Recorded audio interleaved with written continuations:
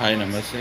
BJP పార్టీలో భిన్నాభిప్రాయాలు ఉన్నాయని ఈరోజు వెలుగు పేపర్లో వార్త చూసినాం.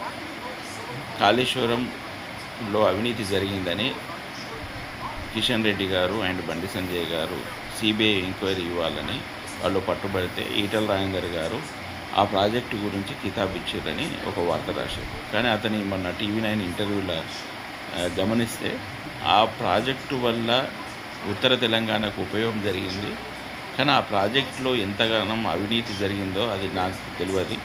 కానీ ఆ ప్రాజెక్టు మంచిది అని చెప్పే ప్రయత్నం చేసింది. అంటే అక్కడ ఈ వెలుగు పేపర్లో వచ్చిన వార్త ఏంది, కాళేశ్వరం పైన అక్రమాలు జరిగిన దానిపైన సిబిఐ ఎంక్వైరీ ఉంటే ఈటల రాజేందర్ గారు కూడా అక్రమాల గురించి నాకు తెలియదు అని చెప్పే ప్రయత్నం చేసింది, కానీ ఆ ప్రాజెక్టు మంచిదని చెప్పే ప్రయత్నం చేసింది. అంటే ఇక్కడ భిన్నాభిప్రాయాలు బీజేపీ పార్టీలో 80% లేవనేది స్పష్టమవుతుంది.